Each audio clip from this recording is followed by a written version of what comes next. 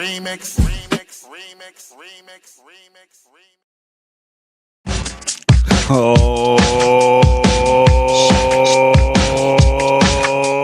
yeah.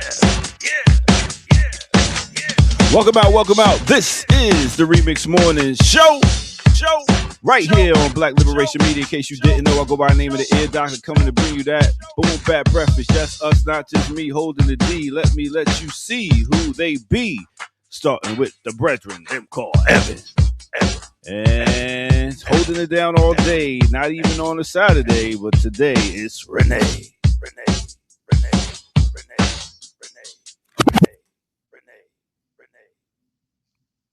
What up? Yeah, that echo be no joke. I was waiting for the last one. I didn't want to say anything before. I didn't want to interrupt the. Oh, that's what it is. Okay. Y'all looking chipper. You look like you got some energy in you, Evan. You been getting some rest, working out. What's going on? Just recovering from whatever cold is going around. So that's what I spent this weekend doing. But I feel better now. You should have called me for advice on what to do when you get sick, man. No, I know all the herbs and natural juices. Yeah, then you'll never get sick like me. Next time. All right, there you go. Well, it's good to see you. Renee, what's good? I'm here. I'm closer to home than I usually am when we start. So this might work to my benefit. We'll see. Word, nothing crazy this weekend happened to anybody? Oh, there was tons of crazy, but we just gonna keep it simple.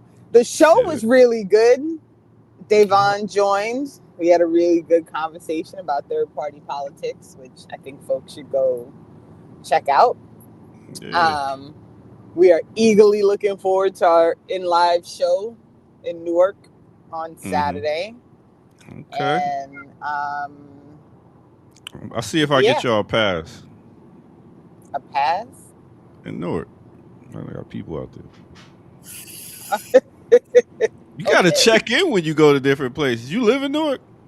I live right outside of Newark, and I'm in Newark all the time. So I don't think I need a pass. All right. So then you, Ear Doctor, like you only in Atlanta. What you talking about?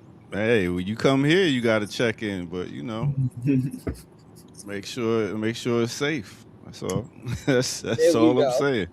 Hey. How was your weekend, Ear Doctor? Yeah, how was your weekend? My weekend was splendiferous. You know what I mean? It was good. Me and a lady friend went to a cabin and hung out and chilled out. Went to a little winery, you know what I mean? And went to an art show. I was on my bougie bon time this weekend. And then what else happened? Oh yeah, I DJ'd at City Hall yesterday. Got to see our former mayor Bill Campbell. Worked with a foundation, a DJ for a foundation that fights against sex trafficking. So it was a good weekend. You know what I mean? Got to chill out, all that, get some rest. Sounds cool. Splendiferous. It sounds better than cool. Come on, stop. What song is that from? Splendiferous. What? I don't know. Wasn't that at the start of a song? I don't know. I just sound right this morning. Okay. Yeah. So that's pretty much it. What's been going on in the world? I know we gotta get the news. Is there anything? I mean, there's a lot of things. I'm still trying to get over the Jamaican Prime Minister's signature on this shield of something nonsense that they signed off on. And the blood clot. Yeah, that was my thought, honestly. I'm all kinds of like grossed out by what's happening on the island right now. They're removing the Cuban doctors, and there's a real struggle now because you have students from Jamaica doing medical training in Cuba. It's just I'm not really a fan of like the whole I'm just going to capitulate to the whites and do the thing that's totally against what's beneficial for the people where I am. And so I'm having a real struggle. And I'm not really sure. I mean, I have not liked the prime minister for a long time, and he's always been a shitty person.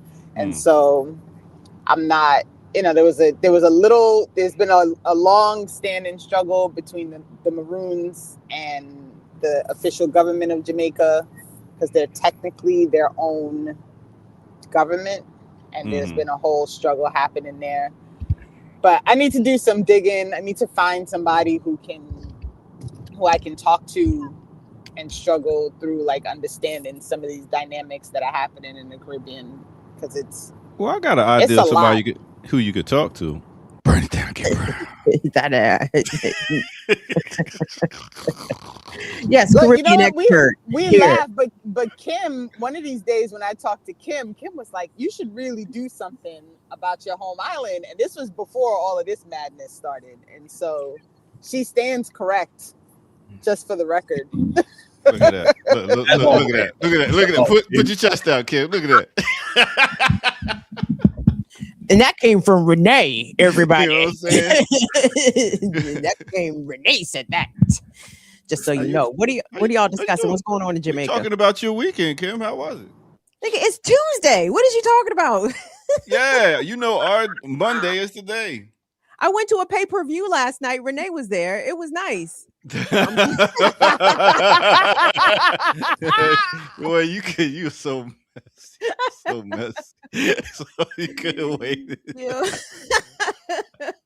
I'm sorry. I can't stand you, Kim. I'm very deeply apologetic. I'm very sorry. Oh my goodness. Other than that, good weekend. Got the farming, got the planting and gardening and stuff. Oh man, I just ordered a bunch of seeds. And I have some other seeds. So I have gardening aspirations to have a vegetable garden, and then to have a pollinators garden to attract bees and butterflies, and an herb garden for my witchery. I'm not a witch, but we need herbs in the garden. Herbs. I want to work with the herbs. So yes. I hope you don't get stung out there while you putting water on the flowers. Oh, ear doctor, don't do that. Plants. You know I'm allergic to bees, and you're gonna do something to attract bees. That's what I don't get it. I don't understand. My bees are really good. Bees are. Oh, really, I understand they're good, but they'll be too busy pollinating to bother Kim. I hope so, because I'm definitely afraid of bees and wasps. So I'll be out there in the full hazmat suit, water. Oh, okay. So you know how to suit and everything. Yeah. I got a friend that does that. Have a full beekeeper suit to garden. Yeah, got to. The bees are treacherous out here. It was a real good. Good morning, Evan. What's up? What's going on, Renee? Peace, ear doctor. What's up, chat? Hey, we in here, man. Now, ear doctor, you was spinning somewhere last night, weren't you? Did you? Oh yeah, I did. I just talked about it. For at City Hall for a group called West Care, and they fight against what I say. Remind me, Evan. They fight against trafficking. Trafficking. Trafficking. That's what it was. Yes, very good. Okay, yeah. So it was cool. I got a busy week. Got another gig Thursday, one Friday, and one Saturday. So I'm booked and busy. Yeah, man. I'm on my comeback. Shit, can't keep the guard down.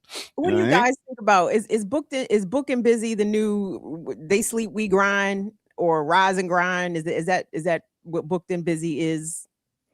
I feel like booked and busy is not as aggressive as Rise and Grind. Rise and Grind, that was like a very specific, like, I don't know, like deprive yourself of sleep. Yeah, like grind culture, grind mindset, all that stuff. I feel like that's different than just booked and busy. You just got, a full calendar.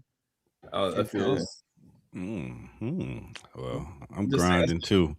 Book busy, grinding, doing what I can do. I'm trying to get up out of here, man. Stop playing. Up out of where? I ain't telling. I'm about to say you 50 plus. You might be on your way. No, I'm talking about living where it's somewhere warmer, like much warmer. That's right, like Texas. Texas is warmer. Yeah, well, little south, more south than that. So I know that's right. But anyway, I guess we could go ahead and get into our first break, and then we can come back and hit oh boy, A-Rob has a question. What's up, A-Rob? What's going on? What? Ear doctor, at the sex trafficking event, I got a question. Do y'all separate the art form from the artist with R. Kelly and Diddy, and do you let Colleen keep it up? I stopped reading. What is anything worth me finishing reading that thing? Yes, the whole question deserves to be read. What did it say? Somebody else would like reading it? My eyes hurt. I got a question. Do y'all separate the art from the artist with R. Kelly and Diddy, or do you let your calling keep you from good music? I feel like they're getting at that dichotomy between art, separating the art from the artist, right? Eddie, you're at a human sex trafficking, sex trafficking event sounds weird. An event in support of ending sex trafficking, right? But I don't know, Ear Doctor, did you have like certain people that you weren't willing to play given the event? Yeah, I just don't play Diddy or R. Kelly. Like ever. But then they said it wasn't a question, but right here it says I got a I'm confused. But anyway, it was rhetorical. Let's go to the weather report. Some people just Thank you for your question, A-Rob. don't pay attention to Ear Doctor. I just start reading off, and then he trails off with blah blah blah. It's like, sir, come on. Oh my goodness, you can't live sometimes. Some people. All right, what are we doing? I forgot. All right, let's go take a break. What's going on with you? Hold on, you all right this morning? You okay? Some things going down, man. But we gonna keep it together right here on no other than the Remix Morning Show. Wow!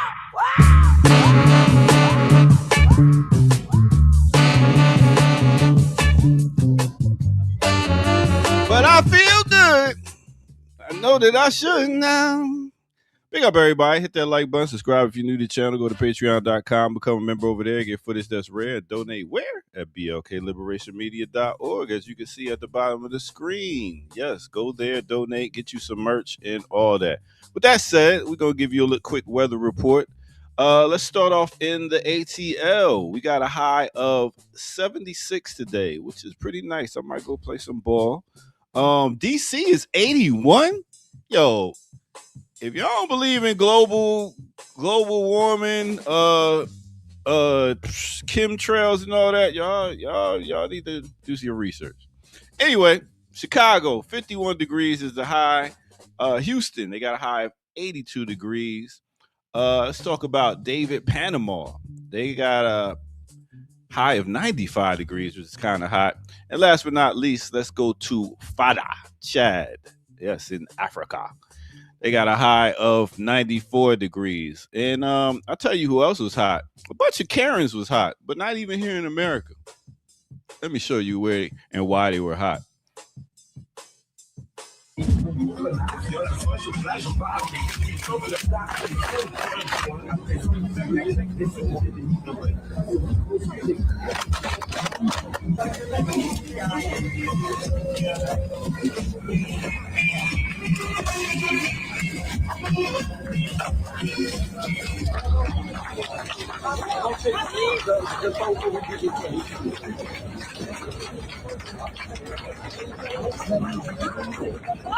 All right.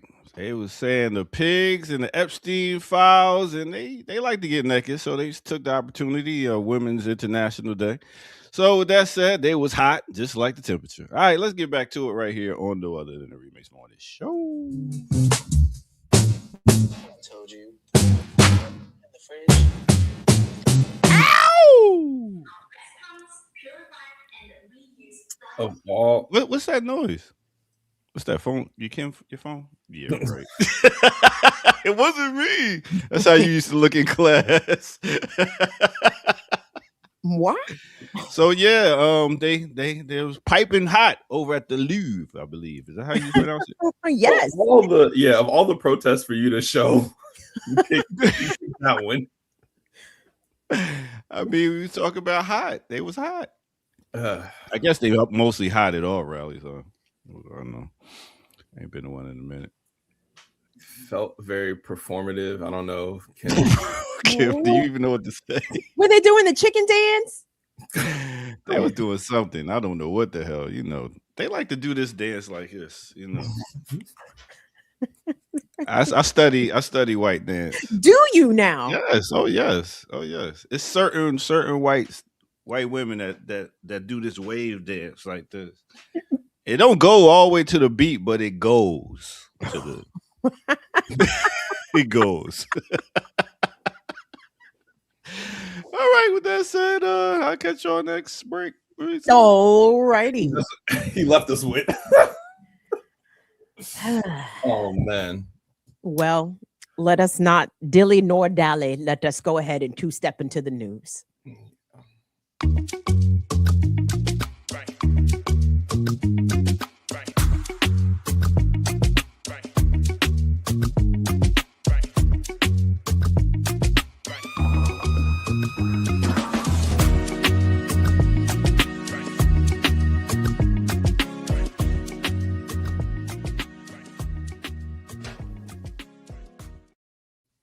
Hey, peace and greetings, everybody. Welcome to the Tuesday edition of the Remex Morning Show on Black Liberation Media on the 10th of March. Aries, is this you? Aries season? Welcome. I love fire season. So yeah, big up to the Aries. Big up to everybody that's tuning in and joining us this morning from around the country and across the globe. But please support us. Patreon.com/Black Liberation Media, BLKLiberationMedia.org. Ooh, actually, Renee, I got my coffee mug in the mail. I'm gonna have to bring it in. That joint is huge. I'm gonna go grab it. Nice size mug for y'all. That was the aim. I was like, we're just gonna send the biggest one. So I will go fetch it here momentarily. But yes, look at this slate. We've got Renee Johnston. We've got Evan, last name unknown. We've got Kim Brown. We've got the ear doctor in the cut. And we've got the remixers in the chat. Thank you all so much. A-Rob, shout out to you for your early question. Big up to all of our channel members and everyone that shows up with their attendance, their attention, their commentary, their critique. All the things. We love you and appreciate you very much. So shout out to Dr. Reverend Sister Erica Brown, who I am assuming laced us on the run sheet. But where would you guys like to begin? She certainly did. She did. She did. Yeah. I just feel like there's always a lot happening. Is it just me? No. It's okay. We are all in the PSYOP together, beloved. They are running waves of operations against us right now. Wow. Well, so when you came on, we were talking about the shield. What is it? The shield of Shield of the Caribbean, I think. The Americas? No, it's not. No, it's not Caribbean. Shield of the Americas. Shield of the Americas, which sounds like a TV show. Just so we're all clear. Wasn't there a show called Shield? Yes. There was. Show. Yes. This is a Marvel spinoff. In real life, what is then there was another, there was like an old FX show called The Shield with this bald-headed white man who was a terrifying cop, right?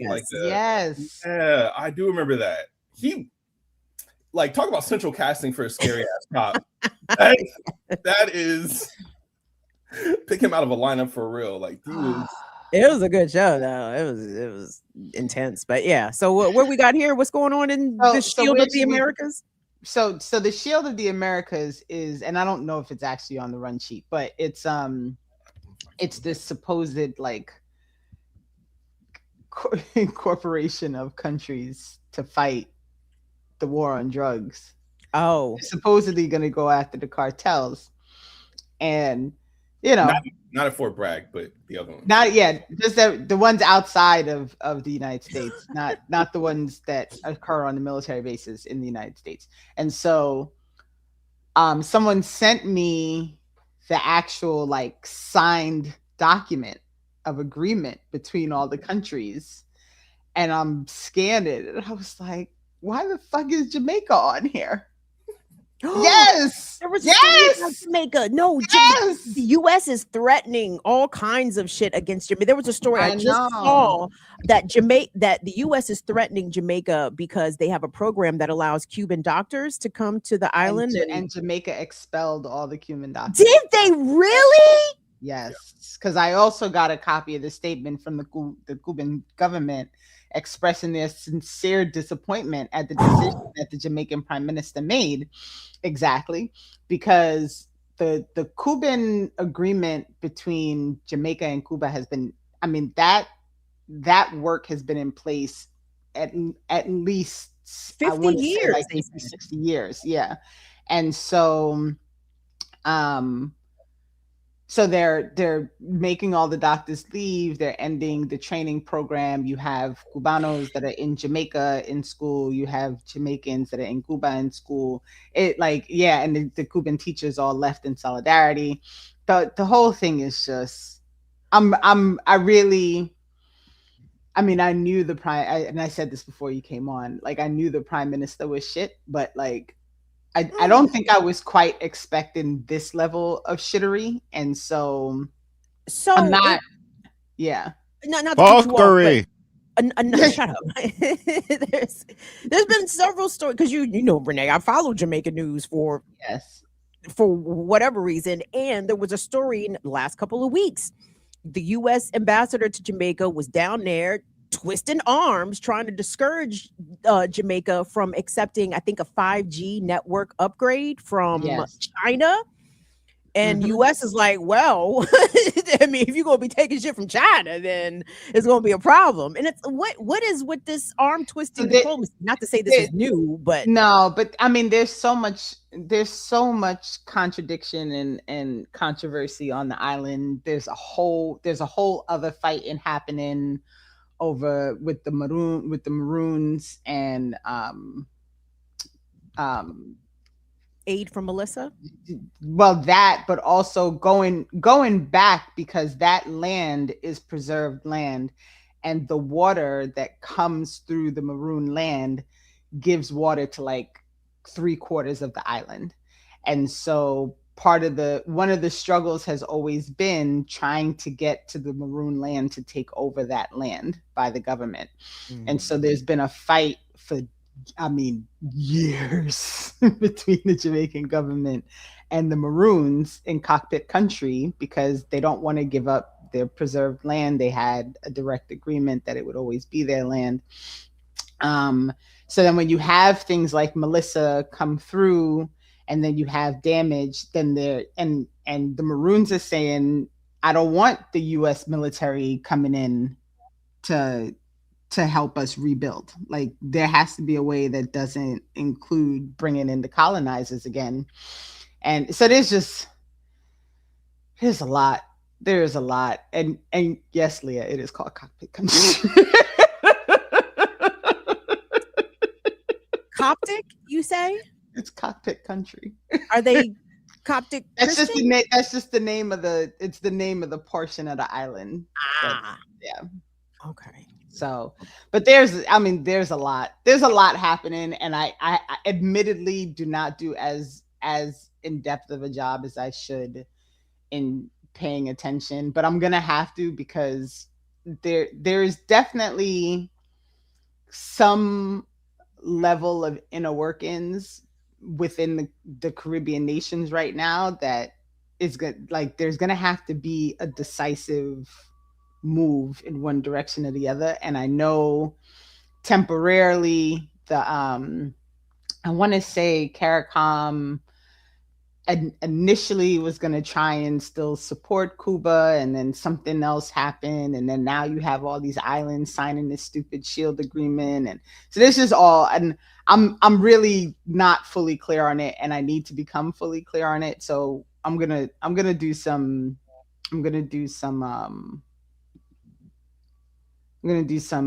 work on talking to some folks that I know that are still on the island. I still have family on the island.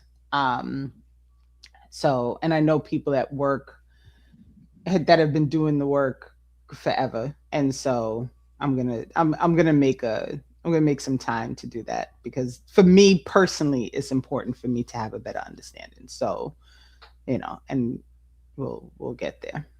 So, yeah. And we can have, I mean, one of these stories in the run sheet actually kind of talks about it a little bit. It's the from line 9, Trump meets with Latin American leaders turning his attention to Western Hemisphere.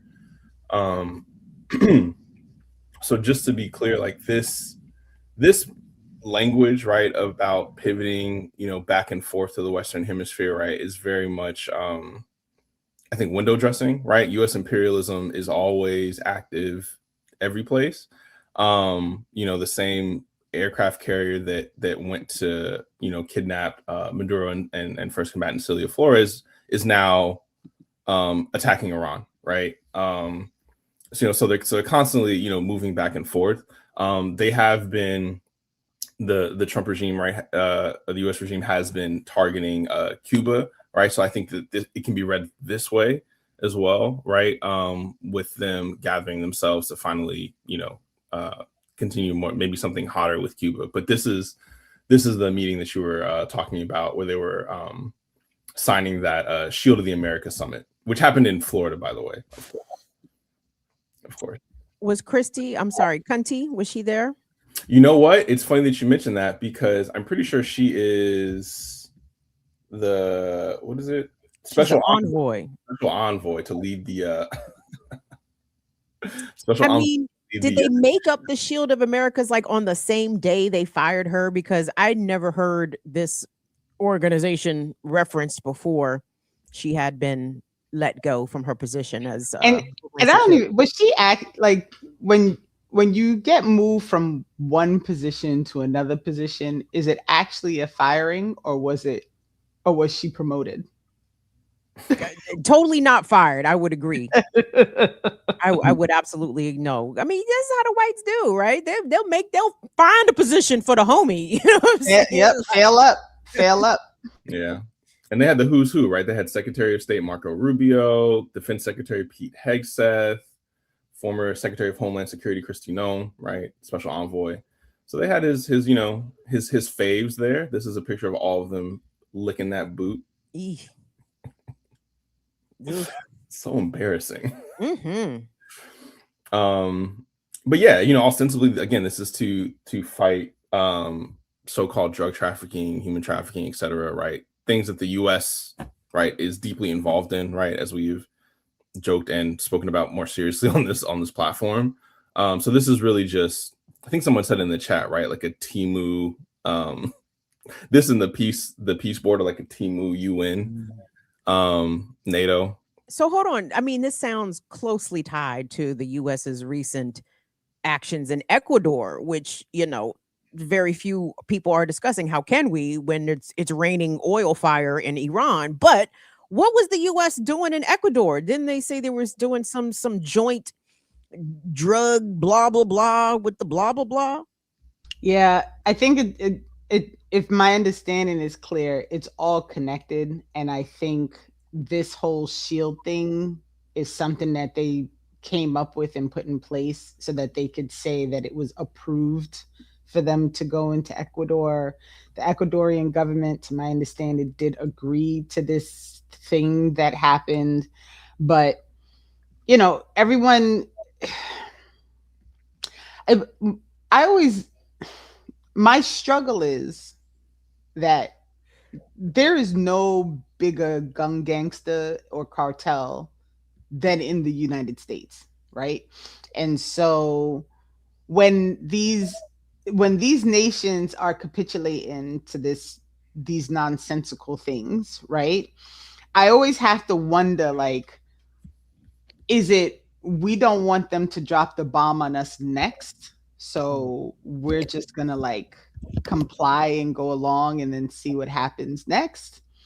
And I know also, like, in a lot of these places, the leadership, it's people that were positioned to be there by the US. They're people who worked within the US government, were trained within the US, went to US schools, and were positioned in order to return to their countries and do this, right? And so a lot the part of my looking at all of the things that are happening is looking at the response of the people, and then remembering that here the people are not aligned with what the like it's all the same everywhere. Like everywhere, the people are rarely aligned with what the government is doing when this is what the government is doing. And so it goes back to the same idea, which is the people are going to have to find a way to rise up together and to stop this madness from happening. And so we live, this colonized and overly oppressed, overly policed country in which we live in has created a situation where there are so many people who are just struggling to get by that I don't know. I don't know how this is going to turn around outside of like just pushing people to organize, pushing people to learn, pushing people to political organization, and hoping that it can spread enough that you get enough people to actually do something. Because right, like to me, so there was a whole thing about who's the old AG? There was a whole thing about him getting knocked down at a Lakers game or something. Oh, why am I blanking on his name? Barr? Yes, Bill Barr got knocked down. Got knocked into on the side. He was courtside at a game, right? And I'm like, why is he able to sit at the sidelines of a game and like be in peace and enjoy a game? Like, I want people to just harass people, right? Like, I don't want these people to have any peace. And I wonder, is that one of the ways that we can push a little bit to get folks to understand we're not just going to sit back and allow the quote unquote leadership of this country to just do whatever and sit by while it happens. Like, I want people to have no peace. Like, why is Netanyahu's wife and son able to hang out in Florida and like have pictures taken while they're like hanging out? Like, why did they have peace? Why do these people have peace? And did Bill Barr get injured? Hold on. Like, what? Who did someone fall on him? Because I'm imagining a large NBA player falling onto this elderly white man. He's probably not feeling that good this morning, would be my guess. Anyway, just and I don't know. I don't really know the full story, but when someone said to me, Bill Barr got injured because he was sitting courtside at a Lakers game, and I thought to myself, why is he allowed to enjoy that? But like, you saw karma happen in real time, though. he would not be injured had he not been courtside, and now he is at home this morning feeling terrible because someone 200 plus pounds falls on you. Don't feel good, especially if you're not in the greatest of shape to start with. So look at Renee. Look at the universe responding. Yeah, that's fair. But these are the things. Like, you have this meeting happening in Florida with all of these leaders from around the world capitulating to the nonsense of this man who, again, I'm still trying to understand, like, is the goal to just kill off a portion of the population of the country, of the world? Like, what is the goal here, right? Like, what are we doing? Like, we dropped they dropped another bomb on a boat, in a fishing boat, and killed another 6 or 7 people. Jesus. It's up to like 157 people now, right? Like, how do we push for people to not just keep being on their hamster wheel? Is the question that I'm asking, that I don't really know an answer to outside of asking people to organize. I mean, I think that's the answer, Renee. Organize, right? Like, so, first off, like, the goal is full spectrum dominance, right? Like, the goal for the empire is that there no competitors, no challenges like can be accepted, right? Which is behind, right, the saber rattling towards China, right, like as the end goal for the US, right, because it's a competitor. But broadly speaking, like even outside of competition, like direct competition, any example of what we would think of as like real democracy, people-centered human rights, right, like any example of that has to be attacked, viciously, right? And even more so as the empire crumbles from the inside, like as we can see that happening, right? So the answer, as always, is to organize, right? BAP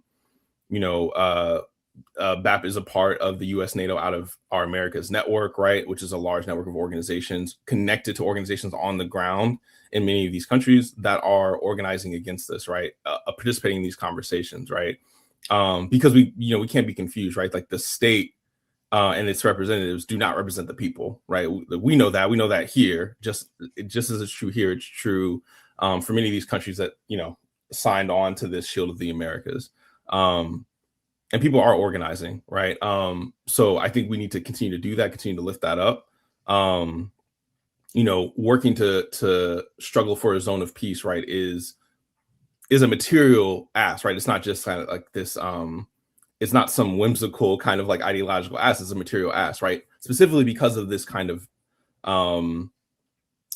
consolidation of already existing security architecture, right, in the area into the Shield of Americas, right? What we're trying to do is build a zone of peace in distinct contradiction to that. And the only way to do that is organizing. But it does feel very overwhelming, right? Like I think this is very much imperial overreach, right? Like I'm not saying like the empire is going to crumble tomorrow. Clearly it isn't, right? But as a sign of the empire, in deep crisis, right? It's lashing out. So, and we should expect more of that, and we should organize accordingly. Is my thought. Speaking of lashing out, Trump met in the White House, was this yesterday or day before, with all the weapons manufacturers, and I think they have agreed to ramp up production. Shocker to nobody. Mm-hmm. Is there a new Israeli military aid package that has been approved, or did Trump do something unilaterally that sent billions more to Israel? I did hear about, which, by the way, can I say for y'all, everyone watching in the chat, because I know y'all know, but a lot of people don't know, Israel's getting fucked up right now. As much as the pictures that the mainstream and legacy media are showing us coming out of Tehran, and trust me, Tehran is absolutely getting battered. They have caused an ecological crisis as Israel and the United States blew up 4 oil refineries in and around the capital city of Iran, making it so that it's raining oil and carcinogens. And these stupid fucks in Congress, like Nancy Mace, Congressman, Republican, talking about, oh, we're for liberating the Iranian women from what? Oil rain? You dumb Anyway, so, but in the meantime, it's not just Iran getting fucked up. Israel's getting fucked up, and you are not seeing no pictures of it. They say Tel Aviv is looking like Gaza right now because Iran is letting the chopper sing, as is Hezbollah. So big up. Shout out to the resistance. Yeah. There's been a lot of good coverage on it. I see in the chat, Richard Medhurst has a lot of in-depth reporting on it. Electric Intifada has a lot of good reporting on it. I watched something from Millennials Are Killing Capitalism that was good covering that as well, right? But Iran very strategically is hitting every single U.S. base, energy and oil refineries in the region, security architecture in the region, right? So a lot of the, like, I don't know if it would be radar or towers and things like that the Israelis and the U.S. use to give them advanced warning, like those are out. A lot of the more complicated and expensive missile systems, like to my understanding, like Iran is using relatively cheap drones with bombs on them to destroy missile defense systems that are like several billions of dollars, cannot be easily replaced. So this idea that, because Trump is saying, the war is very complete, it's going to be really short, we're going to have it wrapped up. That does not seem to be the case. And Yeah, like all of the Gulf states in the region, all of these U.S. vassal states that are in the region that housing these bases are, you know, to the point of the Shield of Americas, right? Like, what do you get signing on to the U.S., right? Like, you get right. Maybe you get a base, you know what I mean? And when that base gets attacked, you're going to get no help, right? Because Mm-hmm. they made it very clear that they don't have the coverage to support everyone. I think they're going to, they've said they're going to focus on protecting Israel. To your point, Kim, right? IDF and security forces in Israel have been going around destroying CCTV or video cameras, right? To just get rid of all the footage and stuff like that. But which is a crazy level of like just an absurd level of censorship. You do not want it. You don't want the world even maybe have pity on your citizens, right? Like they don't even want everyone's thoughts and prayers. They're like, no pictures. Don't show nothing around here. Bats it up. But to your point about the missile system, like the radar, the what is it? The THAAD systems, the THAAD systems, is it thermal high altitude air defense systems. There was a piece in the Financial Times, I believe it was, chat, correct me if I got it wrong, but the White House has asked South Korea, hey, can you send back your THAAD system? Because yeah, I know we let y'all hold the THAAD system, but we actually need it. We need that back. He called up Zelensky, like, dog, we need some of them interceptors back, if you don't mind. So look at these fools. Yeah. It's not looking good. It's not looking good. I mean, and we know Trump will lie. Like, they will try to create the reality that they want, but the material reality is what it is, and you're asking for stuff back. Like, it's not a good sign. And also, like, the supply chain to like build this stuff, the capacity to like build more of these systems, like that is not secure, right? Like, either because of the raw materials or the production lines, like that stuff you can't just spin that up really quickly, and it doesn't, as my understanding, it doesn't exist in the States in the way that it used to, obviously, because of a deindustrialization. So it's not looking good. It's not looking good, but I mean, the US, the empire continues to overextend itself, right? Like, this is part and parcel of that. And here they find themselves again in someone else's neighborhood starting shit. Real quick, check in chat. Gas prices per gallon, where you live, drop it in the chat.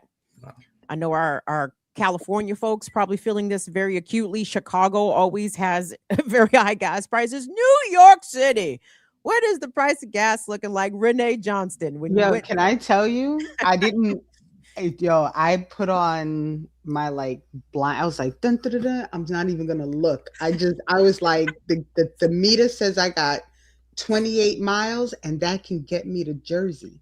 So that's what I did. I just bypassed every gas station in New York and went and crossed the bridge. And then once I got across the bridge, I was like, okay, now I can do it. And it was like $3, and it was like $3.20 something, which is high, but not like I've seen worse. And so, but whenever these things happen, I think about when I used to be able to like count my quarters and get like 4 gallons of gas for like my quarters. Because gas used to be like, I used to be excited when I saw the gas place that was like 99 cents a gallon. Like, I remember them days. Back in the day, somebody be like, I give you $5 to take me somewhere. That's a good deal. Yep. Yeah, sure. Man. Put 5 in the tank. That's almost half the tank. Where you gotta go? Wild. But you see folks in the chat. All right, so we got these prices. 342 outside of Atlanta.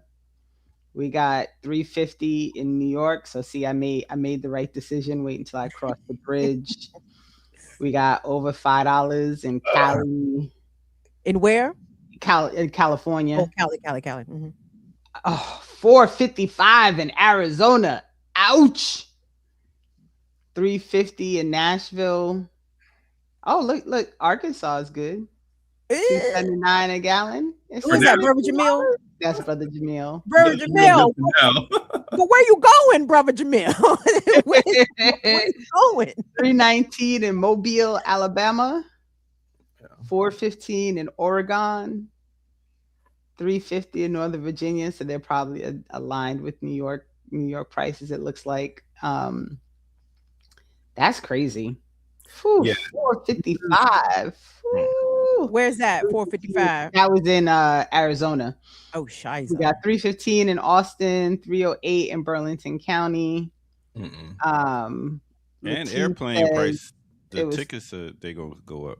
Yeah, they're gonna go up because they're gonna say it's because of the gas prices. The price of everything is about to go up, right? Like fuel, gas, right? Like is one of the best indicators of inflation, right? Because whatever you're talking about, whether it be actual oil production, gas, right, for your car, or food production, like that food has to get into a truck to go someplace. Yes. So like this is connected to everything, right? Like in terms of like inflation and prices rising. And just to be clear, right, this is a part of Iran's strategy, right? Like they've closed the Strait of Hormuz, where I think some 20% of global gas flows come through, right? That is shut down. They're attacking these energy infrastructure, right, in these Gulf states. That is not easily replaceable. It's going to take time to replace. Otherwise, like other Gulf states have had to shut down production. So this is absolutely going to get worse. Like, and it's going to be across the board. It's not just going to be oil and gas that gets more expensive. It's going to be everything. So I appreciate Iran's strategy. I mean, because they're like, well, the Strait of Hormuz isn't technically closed, but I wouldn't float nothing through there if I was y'all. You're going to go and escort ships. Good luck.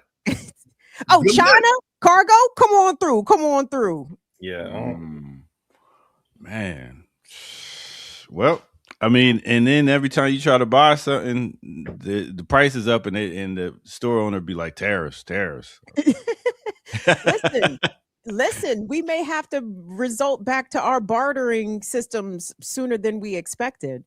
And I'm also thinking, not that Trump gives a shit what the gas prices are, because what did he say?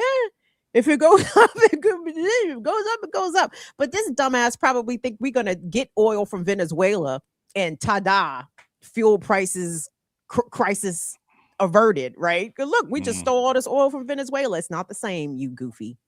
But that's been part of the strategy, right? To like secure other oil reservoirs, either through, getting rid of protected land in the States, or through these, through this like military imperial conquest in other places. Like that has been part of it, right? So like, because they knew, right, that the energy infrastructure was weak, was based off of this very kind of tenuous system.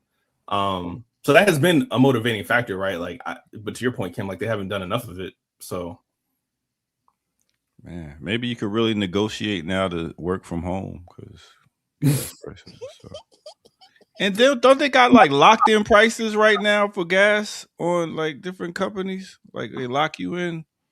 Like right now, they got me paying like $90 a month, no matter how high I turn it up or turn it down. Home heating, so that's your budget billing. But I mean, thankfully, but things, this crisis, this Trump created crisis. It's spring now, right? So thank God, we not have to worry about heating our houses going into the spring and summer months. But this coming winter 2026, we'll see what that looks like. You thought your prices were high because of these data centers? Oh God, help us! Just wait.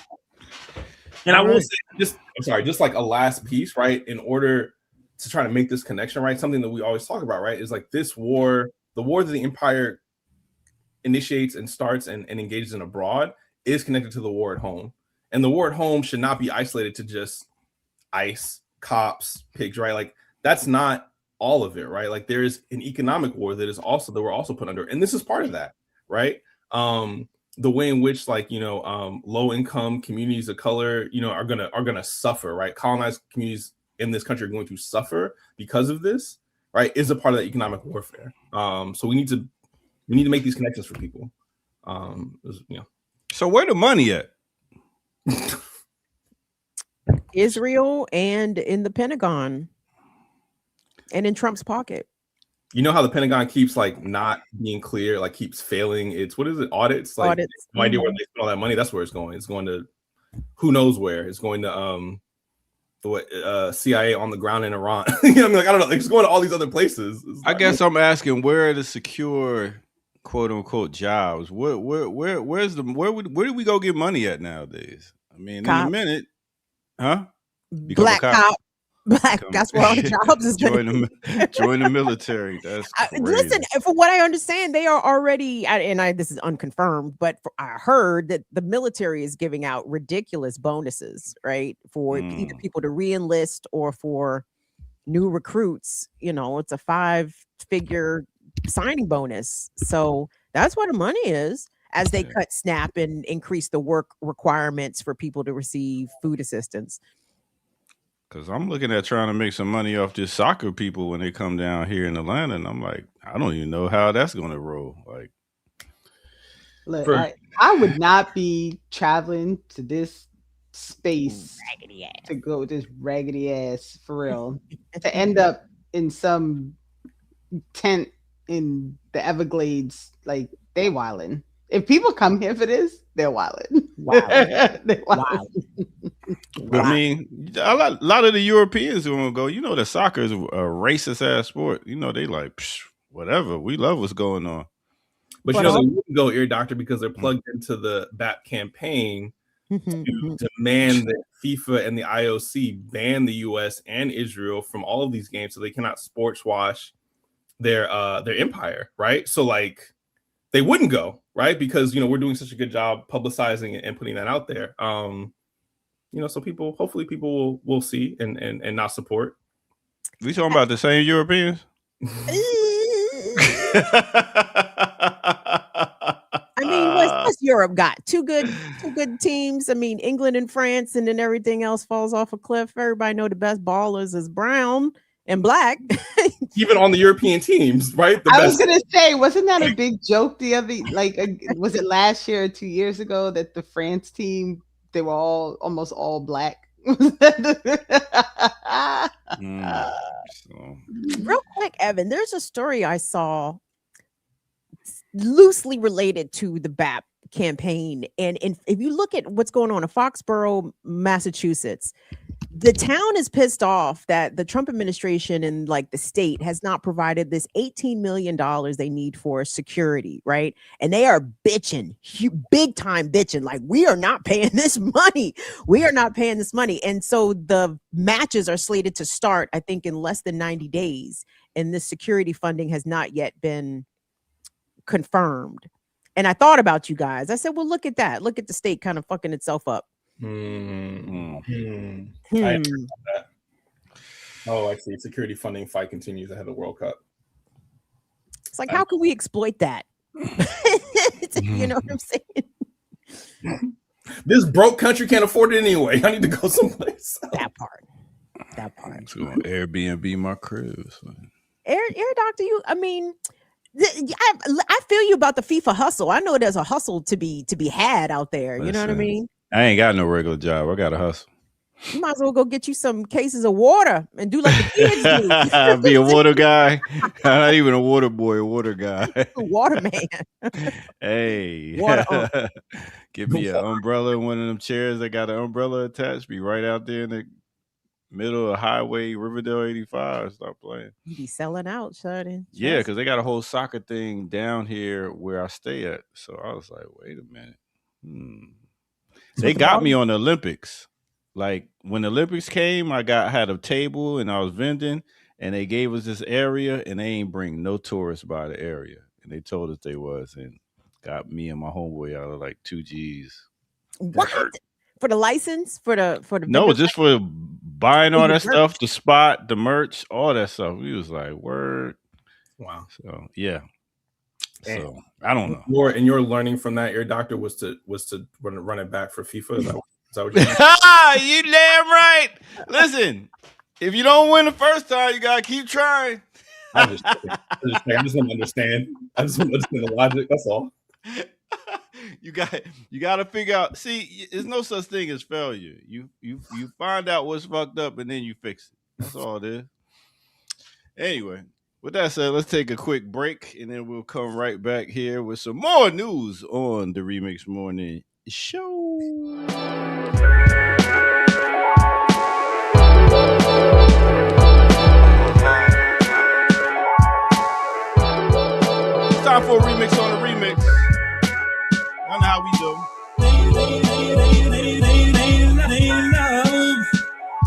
on, listen to me. Lady love, come on, listen to me. Lady love, come on, listen to me. Lady love, come on, listen to me.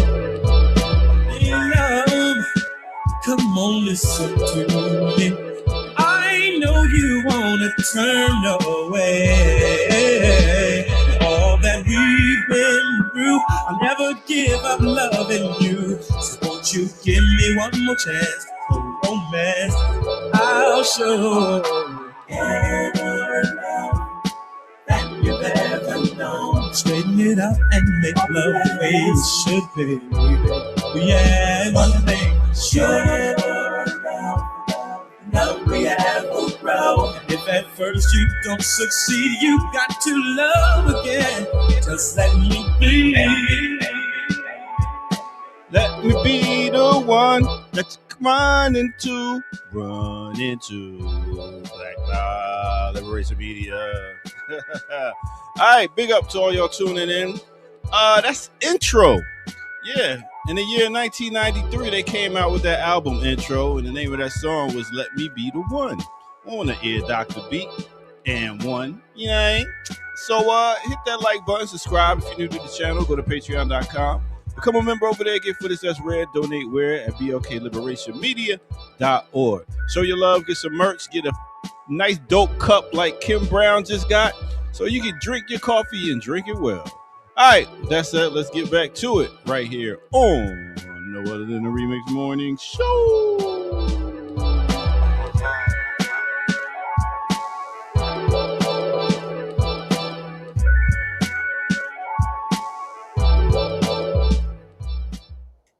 Bang, bang, bang, bang, bang, bang. Nice. Be over here chopping some stuff up over here. You know what I mean? Was that like another Ear Doctor original beat? Or? You know it. You know it. That's how we doing it over here. We gotta keep the masses up and ready to do it. You know what I mean? All right. I guess Kim went to go get her cup. She's trying to gotta rinse it off and all that stuff. Can't put that thing to your lips if you ain't rinsed it off yet. It's coming from where? Terrace. Anyway. Renee, you good back there? Renee is somewhere doing something. They left us to our own devices again. No, I'm here. I just look. Ear Doctor said it. He ain't got no job, Tommy, and so he's hustling.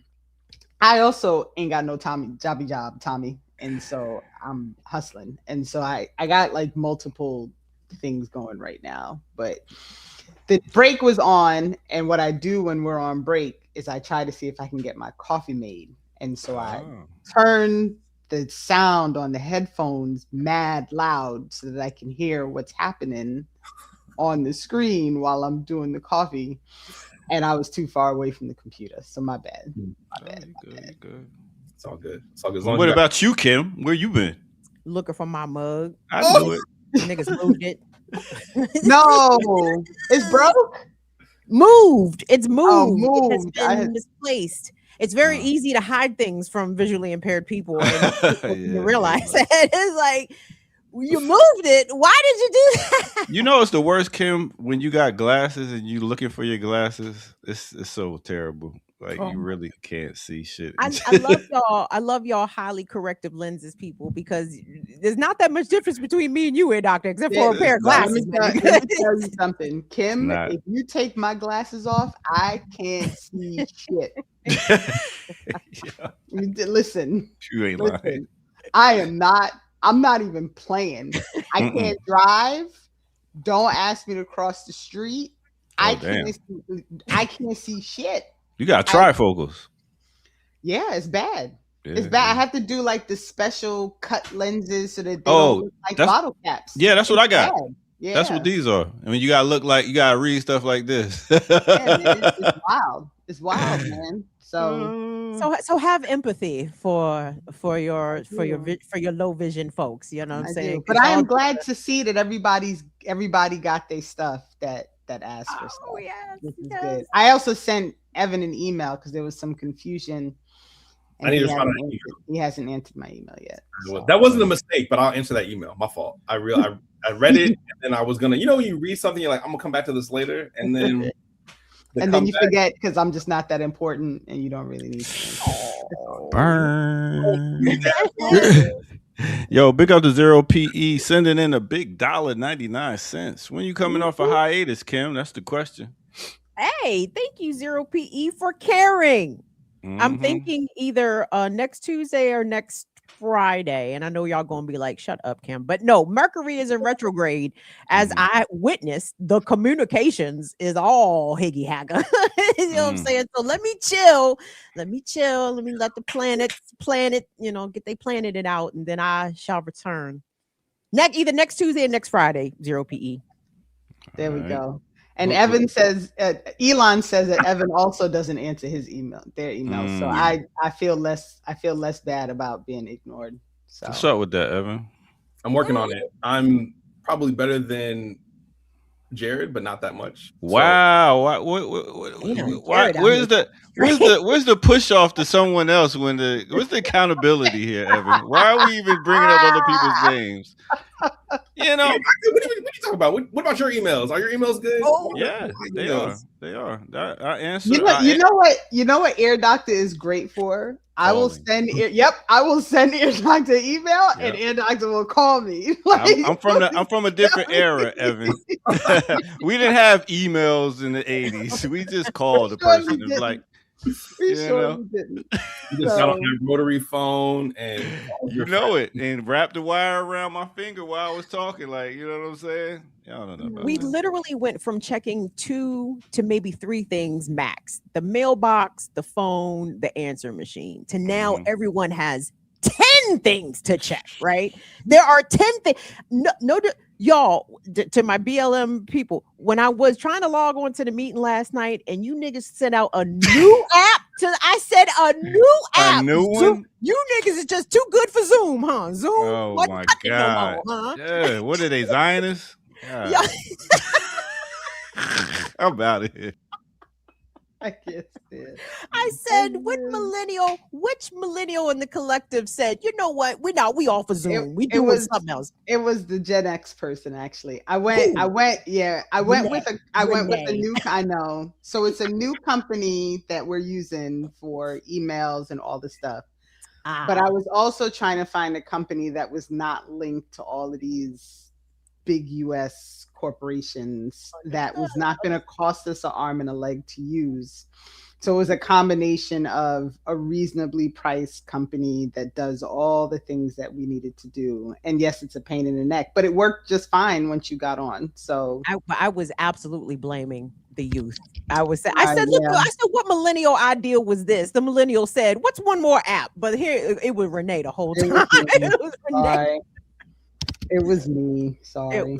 Renee, it's fine. I'm just old and curmudgeon-y, Renee. I'm resistant. Don't make me do new shit, please. I'm not. I don't want to do anything else new. Thank you so much. Nothing new. Anyway.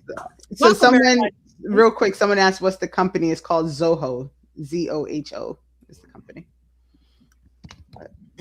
Wait a minute, they didn't pay us. In fact. Anyway, so what? Anyway, welcome y'all. Remix Morning Show, March the 10th. Renee, Evan, Kim Brown, Doctor, and y'all. Thanks y'all for being in here. Like the video. Big up to our folks that come out. Shout out to Zenzi Bell. What's up, Monty? What's up, Ricky Ryan in the building? What's up, Ricky Ryan? What's up, 0PE? What's up, ZZ Line Dad? Peace, brother Jamil. What's up, next story? Nigga, I'm doing shout outs. Rude. Relax. Bigging up the folks. Anyway, like the video, y'all. Share the stream. Subscribe to us, Black Liberation Media. Next story. There's all kinds of stories, y'all. Did y'all see the story about the 200 or so U.S. military enlisted members who sent letters to a religious state organization talking about their generals are all excited about this war in Iran because it's a religious war. Armageddon soon come. the enlisted infantry are receiving these messages from their higher ups. It's part of God's divine plan, Kim. I don't want to be in a holy war though, Evan, not with these crackers. I just find it fascinating that it's okay to wage a holy war if you call yourself a Christian. Like what is happening? Because I thought holy wars were like not okay. I thought they were not to be allowed. I thought was the explanation. But didn't we get 25 years plus of jihadist rhetoric? You know, the right. jihad. Right. But go ahead, Evan. You got it. No, one of many double standards, you know what I'm saying, that exist. But yeah, this one, the military commander tells troops bombing Iran is part of God's divine plan. One commander had a big grin on his face while saying Donald Trump has been anointed by Jesus to light the signal fire in Iran. And just to the initial point, for some U.S. Military commanders, the emerging war in Iran is part of a biblical plan to bring about the end of the world as we know it. According to complaints filed by over 100 service members, the Military Religious Freedom Foundation has received a litany of complaints about religious ideology seeping into military orders since the U.S. and Israel began bombing Iran. Independent journalist Joan Larson first reported. I like how they say seeping into. It's like the most. Weren't they writing on bombs during Iraqi freedom, right? Weren't they? Okay. Seeping into, got it. I mean, yeah, anyway. Yes. John 3:16 on ordinances. Mikey Weinstein, founder and president of MRFF, a nonprofit group established 21 years ago that focuses on ensuring constitutional protections for service members, spoke with HuffPost by phone Tuesday morning and illuminated some details of the complaints, which have come from more than 36 military units situated in at least 30 different military installations. We started getting calls in the wee hours of Saturday morning and people saying their commanders were just jubilant about this and trying to tell people, don't worry, it's all part of God's plan. This is nuts, man. Nuts. Yeah. Yeah, there's just a lot of crazy quotes in here. I'm trying to parse through, but yeah, I mean, you know, this is where we're at, y'all. You know, any type of semblance of like separating church and state, right, that they like to, you know, engage with is, you know, clearly a farce. Yeah, this is Crusades 2.0. I saw in the chat. 4.0. Yeah, right. I'm like, they've done it so many times. 24.0 at this point.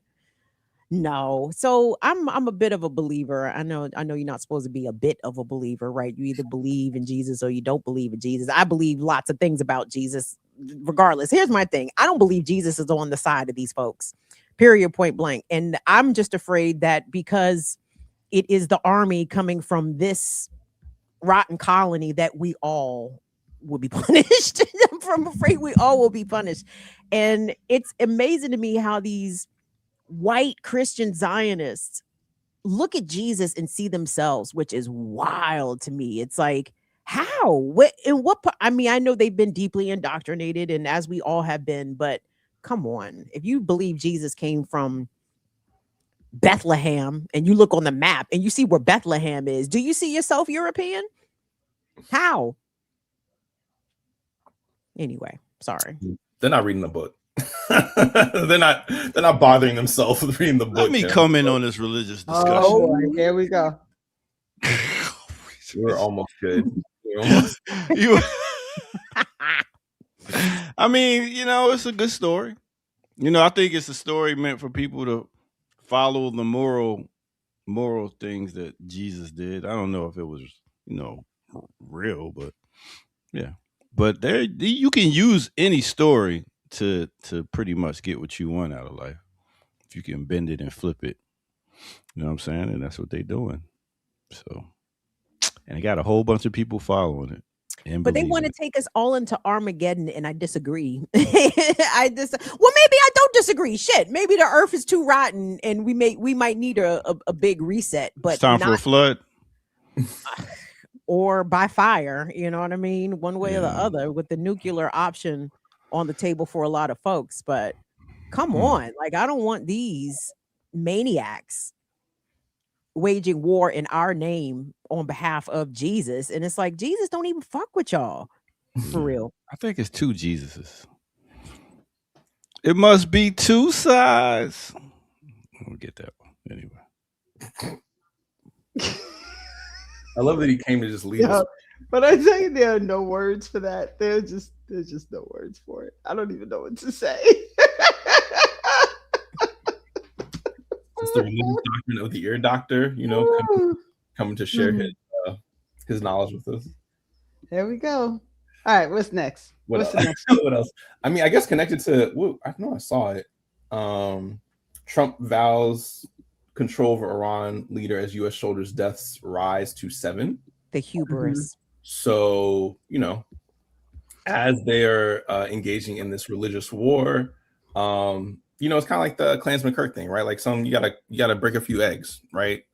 So as far as they're concerned, right, I think this is expected. This is fine for them in terms of a cost, but again, Trump is vowing control over Iran's leader, right? So he's saying that essentially, like, they're gonna the leader that Iran chose for itself, like, that's not good enough for Trump. Like, he's gonna, he wants to pick.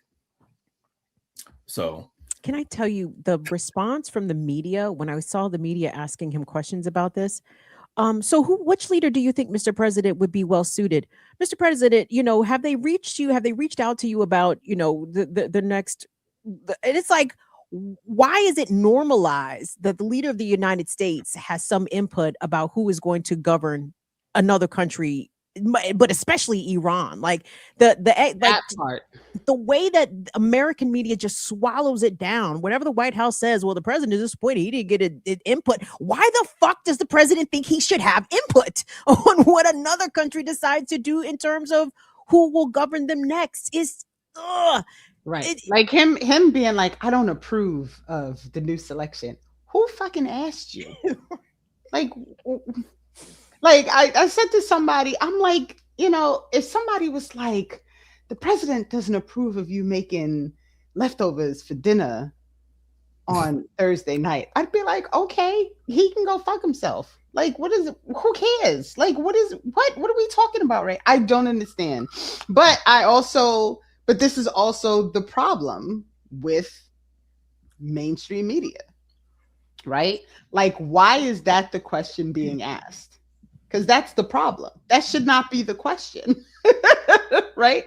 And then when they ask even something even relatively close to like a reasonable question, like the NBC reporter who was on Air Force, I don't know if it was actually NBC, but whatever reporter was on Air Force One and asked them about dropping a bomb on a school building full of young girls. And the answer was, oh no, that wasn't us. That was Iran that dropped that bomb. I mean, just blatant, like just a wild answer. That was Iran. Their missiles are no good. They don't have good aim.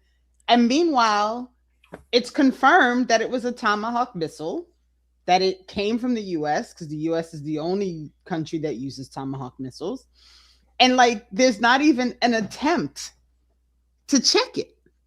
Right? Like, no one's going to go back and say, like, sir, you said that it was an Iranian missile, but it's been confirmed that, it was a US missile. Like, what, can we, like, nothing, like, but this is what they do. Yeah. But I don't know. Does this story, Evan, explain anything about who this 7th soldier is? Because I have a story that I think people should understand about this 7th soldier. No, I don't think it actually so inclined. Because he was injured separate than the other soldiers, right? I mean, that's what they're saying. But let's just be clear: the story don't make not a drop of goddamn sense. So, are you? Oh, we can see this, right? Huh? NYPD? Is that what that says? That's what that says. NYPD officer serving in Army Guard dies during Kuwait deployment. Oh, shit. Well, wait a second. Okay, go ahead. Right. So an NYPD officer serving overseas with the Army National Guard died in Kuwait prompting tributes from New York leaders in the military community. Police officer Sorfli Davius, assigned to Brooklyn's 79th precinct, died at Camp Bourgogne in Kuwait after suffering a medical episode.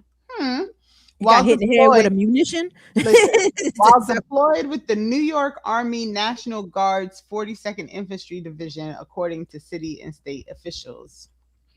He joined the NYPD in 2014, covers Bedford-Stuyvesant, reached out to comment, blah, blah, blah, blah, public service, blah, blah, blah, blah, blah. We mourn, blah, blah, blah, blah, blah. Like, I like this. To me, I'm fascinated by this situation that we have going here. And I remember when we spoke to Lawrence a while back, and he was talking about his parents and his father when he was a Baltimore police officer, did military time in Latin America because they couldn't send military, and their way of avoiding sending military was to send police officers. And so all of this stuff happening is wild to me. And I'm like, did anybody know this story? Like, did anybody know that this 7th officer who supposedly died from a medical emergency? And I'm like, can we be less clear about that? Like, you're in a war zone and you died of a medical emergency. Okay, we'll leave that there. But why is there an NYPD officer in Kuwait serving with the national? Sorry, I shouldn't laugh at this, y'all. But it's all like, fishy. So go ahead, Evan. I'm sorry. I was just gonna say, shout out Sign Bad Baltimore's petition to demilitarize Baltimore. Right on time. You know, this is an interesting story, to your point, Renee, right?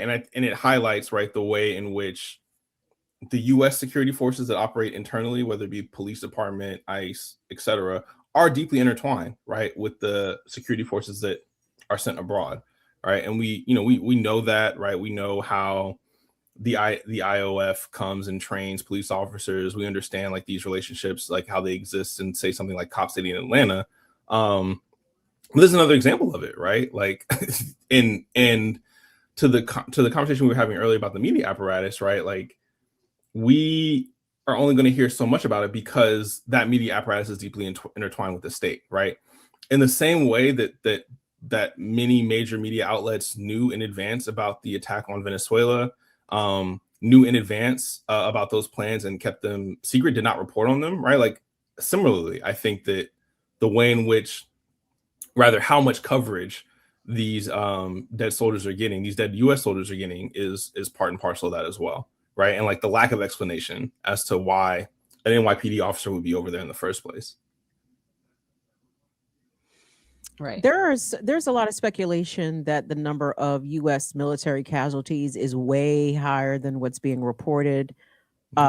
Unconfirmed reports, I'll say, out of, I want to say, military hospitals in Italy, in Germany. Did I hear that right? Saying that they are receiving, these military hospitals are receiving more casualties than is being reported.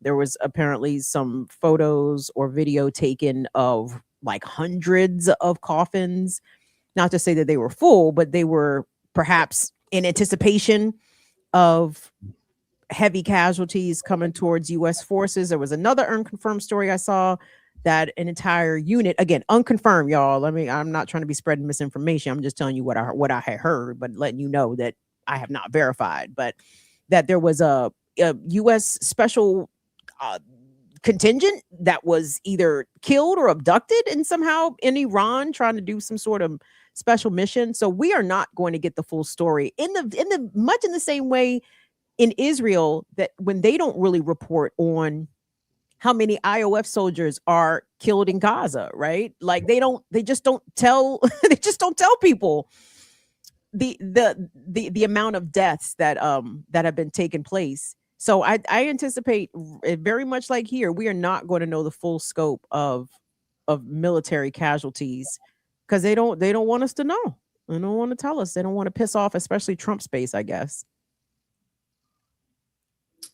Yeah, and I mean, and it's about maintaining, right, the indestructible empire, right? Like just like Israel, right, had this kind of narrative around it being like indestructible and have impregnable defense, right? Like so too, I think the states, like it's important to propagate, right, that myth, and I think this is part and parcel of it, right? And the way that this is all going to be reported on, at just kind of reporting on Trump's comments, right? As if he's not a known liar, right? Just like any other U.S. official, right? Like, but just particularly like him right now, right?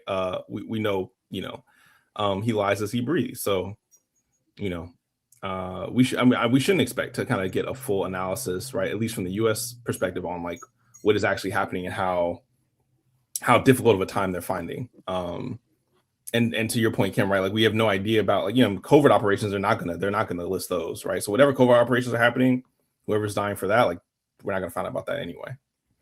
Right.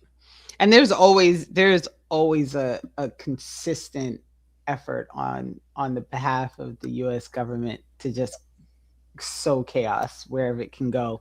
Mm-hmm. I always highly recommend to folks to read the book Confessions of an Economic Hitman. Just because it's so fascinating to really read the background of how governments, like the Western governments, will send people 10-15 years ahead of what they're trying to do to implant them within communities, to get them to learn the language, to get them to be part of whatever things, just so that they can sow chaos when they're ready. Like it is such a wild. It's a fascinating read. It's a fascinating read, and I actually have it. He has like a third version out now that I haven't. I'm contemplating rereading it just because it's been a while. Perkins, right, or something? Yeah, like Perkins. Mm-hmm. Mm-hmm. Yeah, it's a great book. And then to that point, right? Yeah, like they send these economic hitmen to, as a part of this full spectrum dominance that they're trying to create, right? As a part of the economic warfare that precedes, right, the hot war, right? This is what these people do. And even, this has just made me think about listening to Jackie, Jackie Luqman, of BAP, was at a recent Stop the War in Iran demonstration in DC, right? And was going over back in 2007 when General Wesley Clark explicitly said, right, that there was this list about all these governments that the U.S. intended to topple, right? To your point, right, like they've had this plan of targeting these states, right, not because of democracy, not because of human rights, or because they presented a challenge to U.S. hegemony. 7 countries, right, and they're at the end of the list at this point. So yeah, like these plans are in effect for a very long time, right, and across Democratic and Republican administrations. I think it's important to name. 100%. No. Do we want to go to, since this is, I feel like this is kind of aligned with this whole conversation of mainstream craziness and how the media just says whatever. And so there's a very interesting literal like conflict of words happening in the news depending on who you pay attention to. And so yesterday, Trump said that the U.S. war with Iran could almost be over. Quote, "I think the war is very complete, pretty much," end quote, the president said. Iran has no navy, no communications. They've got no air force. Their missiles are down to a scatter. Their drones are all being blown up all over the place, including their manufacturing of drones. They said the U.S. military said it struck more than 3,000 Iranian targets in the first week of operations. If you look at it, quote, "If you look at it, they have nothing left. There's nothing left in a military sense," end quote, Mr. Trump said. So So they're doing this whole thing. They're talking about, what he's going to do if they inhibit the waterway. He claims they've shot everything they have to shoot, and they better not try anything cute, or it's going to be the end of the. I don't even like. How is this the okay? Sorry, y'all. I digress. I got distracted by reading the words. They've shot everything they have to shoot, and they better not try anything cute, or it's going to be the end of that country. If they do anything bad, that would be the end of Iran, and you'd never hear the name again. President also said, right, that claims ships have been entering the strait, but he's still thinking about taking it over. So these are all these things. They're very ahead of schedule. So this is all what's being said by the U.S. government, covered by CBS News, as stated. Now, on the other side of this, and this is why I think, the news is so fascinating. So, according to Al Jazeera, who's talking to the leadership in Iran, right? And, they're still intense, whatever, war over pretty quickly. Foreign Minister Abbas Araghchi, I don't want to mess the last name, said on Tuesday, that would be today, Iran would keep fighting as long as necessary, casting down on Trump's insistence that the conflict would be over. From his interview. I'm sorry, real quick, Renee. The clips from the Iranian foreign minister's interview with NBC's Tom Yamas are outstanding. Oh, outstanding! I just love his ability to just answer a question with such a full, straight face in a way that the broadcaster is totally unprepared for, because the caucasity just fails to, it fails to get people to understand that just because you think people are incapable of planning and understanding and preparing themselves for what's about to happen doesn't mean that that's actually the case.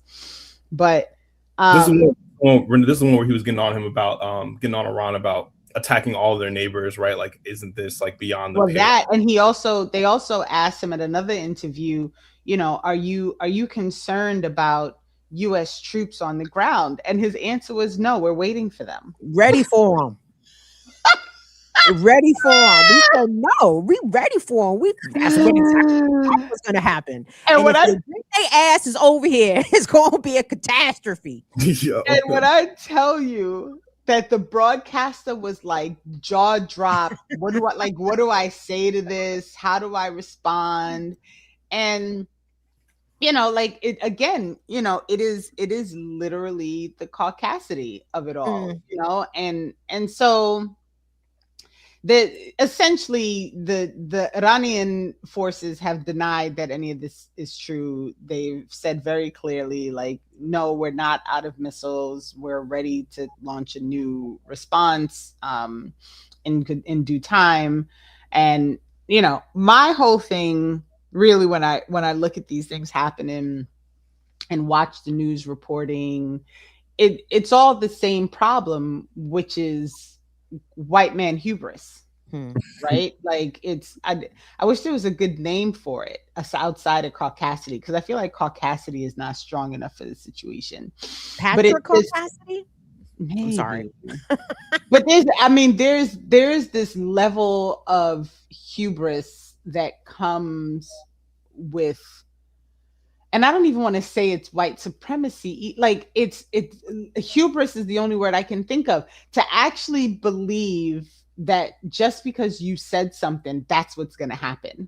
And so you don't have to prepare for any alternate response, right? You don't have to consider that you're dealing with thinking people who have their own capabilities, who have their own abilities and ideas, and like, all, you know what I mean? Like, that you can just, like, it's even the same answer of like, well, I don't approve. Who cares? Right? Like, they didn't ask you, right? But the hubris to think that opinion matters, right?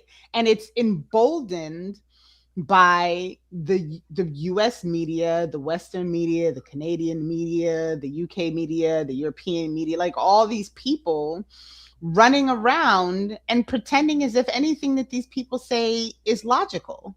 Right? And it's just, like what are we doing? I got you, Renee. It's the psychopathology of white supremacy, as Comrade Ajamu called it. Check out that Black Agenda Report article, Iran and the Psychopathology of White Supremacy.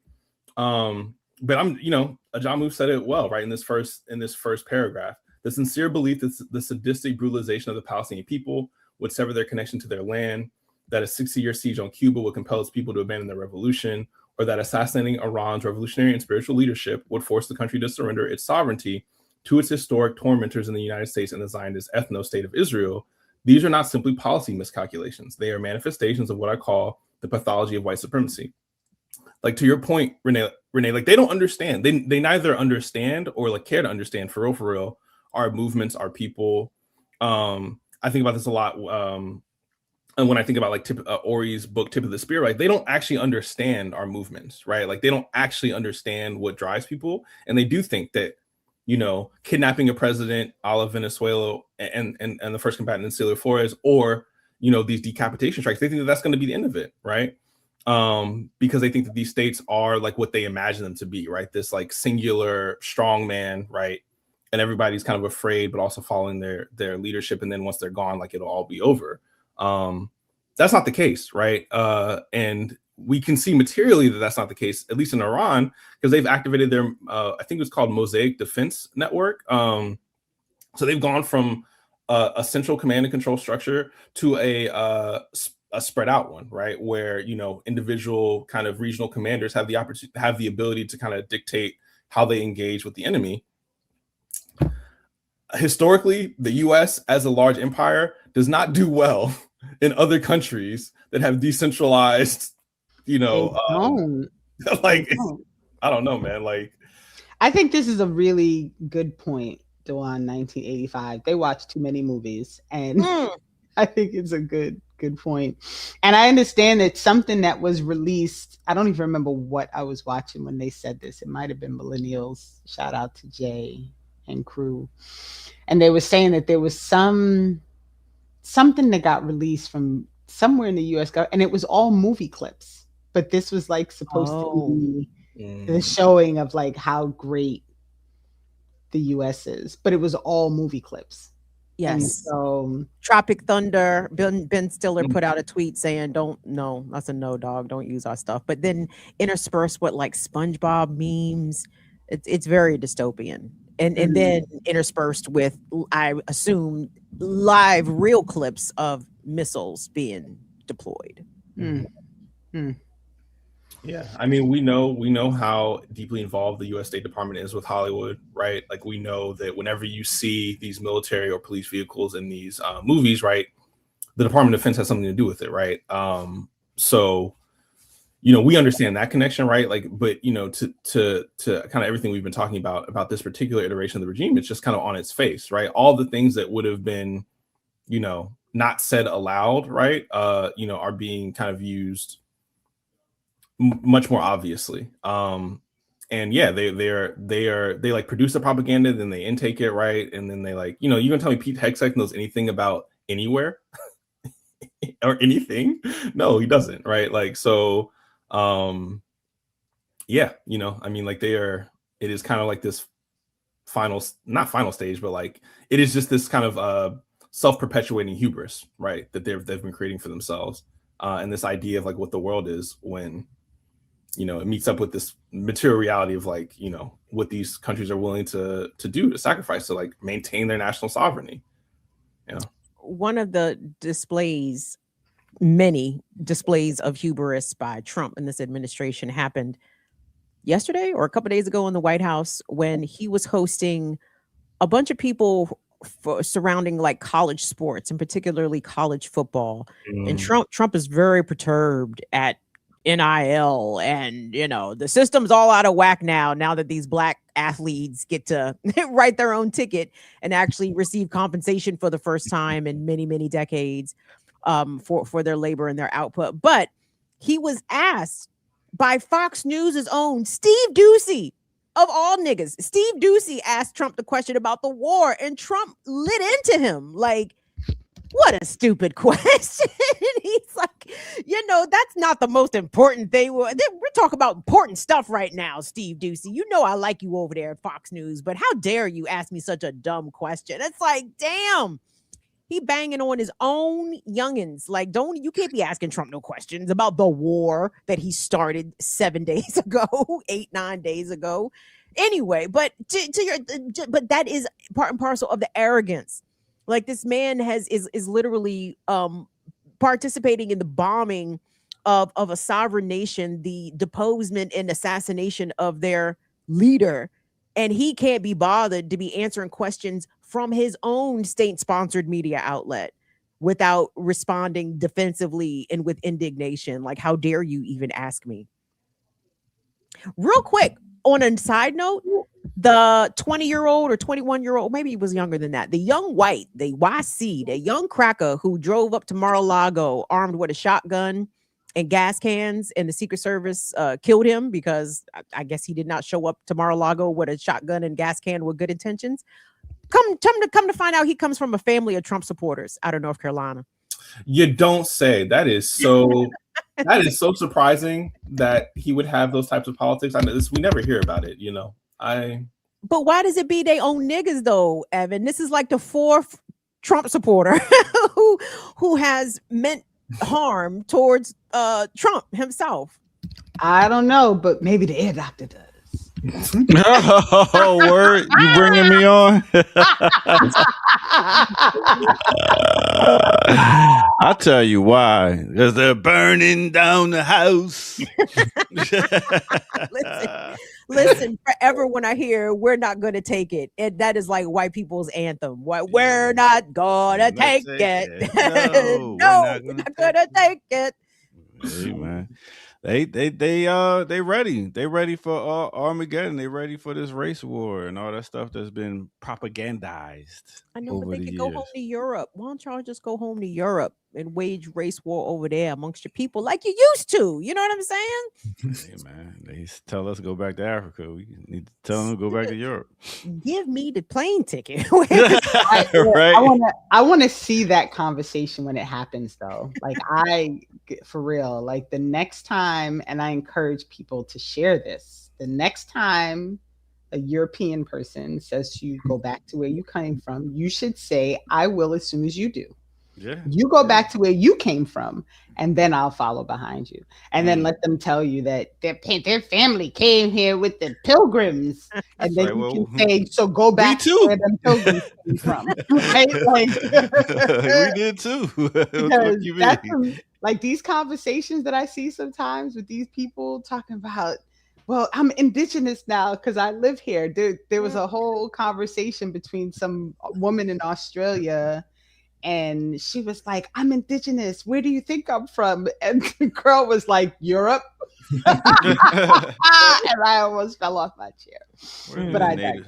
Where do the Native Americans go? They're here.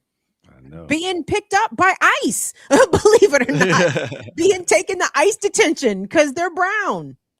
Waiting to get their land back, protecting the water, doing all the things they've been doing. Like, how could you call them an immigrant? Like, just because they don't... I know. Not white. Wow. You know what I'm saying? Not white. Not white, buddy. I would say we're gonna do a mini this Thursday, me and Kim Brown.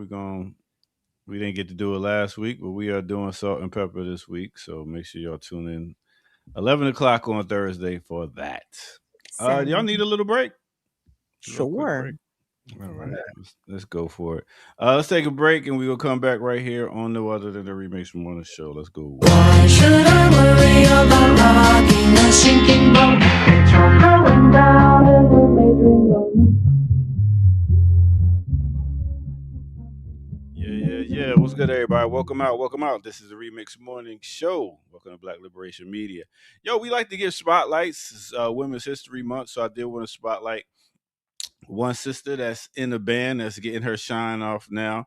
Name of the band is called Infinity Song. Yes, Infinity Song. Coming straight out of New York. The sister I wanted to give shots out is to called Momo Boyd. One of the sisters. Well, actually, this is a family right here. You got Abraham, Angel, Israel, and Momo, and actually they have another sister that joins the band for a minute, but they got discovered performing. And somebody recorded them, brought the tape back to Jay-Z, and Jay-Z signed them to Rock Nation. They've been putting out albums. They got 3 albums: Infinity Song, Mad Love, and Metamorphosis Complete. Right now, Momo is getting mad shine. That's the one with the white on in the picture. She's getting mad shine because she's on a Baby Keem for the young people out there, young heads out there that listen to music. She's on a song called Flirt with Baby Keem, so she's getting shine, has a immaculate voice. So y'all might want to go check them out. That is Infinity Song. And this is a spotlight. So with that said, let's get back to it right here on the Remix Morning Show. Let's go. Watching pretty, watching pretty, watching pretty. People's around the corners lurking. That's smooth. I'm gonna check that out. Yeah, man. It's a alternative type sound, soft rock type joint. All of them play instruments and everything, so it's real dope. I like it. It's a breakaway from your regular sound. Yeah, I was about to jump into some notes about what's coming up this week, but I gotta say I got distracted because A-Rob put this in the chat. Mark Lamont Hill had Rachel Dolezal on the other day. She's still around. Wait, what? She's still in the shadows. Apparently she's on Mark Lamont Hill show. Here she is doing her best black woman impression. This is Shadows of Blacks. Weird, so weird. I don't know. I just had to share that. I'm gonna have to look at this later. I haven't listened to it. She's like a black chick from Michigan. Continue. Yeah, I don't know. I'm sorry, Michigan. We apologize. Don't Detroit, our apologies. Inkster, our bad. Don't listen to this nigga. But I mean, is Rachel dropping gems? I mean, is that what are we? Oh, who care? I mean, what? Oh, next story. I'm just saying, dog. I'm just saying. More importantly, he had BAP National Co-coordinators on there talking about militarization in Iran. Go see that because that'll be worthwhile. Excellent. A much better recommendation. A palate cleanser. Somebody says she's on OnlyFans. Is that right? Let me find out. Rachel is on OnlyFans. I'm good though. Your doctor's gonna come back next show. No, I'm good. I don't even know how to get on OnlyFans. Oh, I just don't believe that. Whoa, what part? About Rachel? Ear doctor don't I think Ear Doctor has his own secret OnlyFans channel. I need to. Ear Doctor got a foot fetish channel. He be posting pictures of his feet. Hey, they like my hands though. So we'll see. All right. What we got going on this week? Anybody want to share events they got coming up? Well, why don't you start? Because you had stuff in the chat. I got you. Nobody got no events except you, Evan. Evan about to run the community calendar down. Everybody get comfy. Putting it in the chat and sharing here. We got in coordination with the week of action in support of Cuba, right? As we know, the U.S. Assault on Cuba continues, right? Is tightening.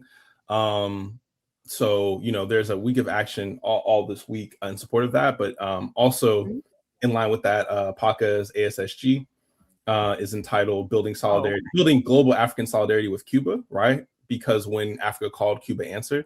So that'll be this Wednesday. I should have just put it in the chat, the link to sign up. I think that came through. But if not, I'll put it in the private chat so we can get it on as well. Is that the registration link? This is the registration link. Yeah, I can put it in the chat. Okay, that's the registration link. What else did I want to highlight? We will be. PACA has some other other news around a platform for community control of DC. We'll be talking about that later this week, so I'm not going to preempt that here now. But just kind of keep an eye out on that on this channel for any more for an interview that'll be happening later this week. And then just want to highlight for this weekend, keep your eye out because various organizations, including BAP, will be mobilizing for Al-Quds Day in solidarity with Iran and Palestine. So that'll be happening. I think this is on Friday. On the 13th. So there'll be a call for mobilizations. Check social media for Black Alliance for Peace, right? And to get the most up-to-date information. But that's I think that's all I wanted to highlight for today. Cool. Word them up. And I will share just a reminder that we are live in Newark on Saturday. Saturday, Renee? This Saturday. Yes. I'm excited. We've never attempted this, and so we're gonna see what kind of chaos we're gonna cause. But we got folks coming into town, and we were having a lengthy text message debate about what we wanted to do. Are we gonna talk about these the upcoming award shows, the shiny white thing, the shiny things from white people? Is that going to be part of the discussion? We haven't fully decided yet. And I admittedly, I would feel a little bit guilty because, Dre, who's in the chat, is why I watched that horrendous ass One Battle After Another movie. And I feel like we probably shouldn't do any real talk about it if Dre can't participate. And since he's in Ohio and not in New Jersey, there's going to be no, I don't know if Dre's gonna be mad at maybe. So yeah, in the chat, Jay, if we talk about One Battle and this whole thing between One Battle and the other shitty movie Sinners, will you be mad at me? Because that's that's the thing. Why y'all be shitting on Sinners, man? I don't get it. So that. Oh, and Dre's birthday is on Saturday. Look at that. Hey.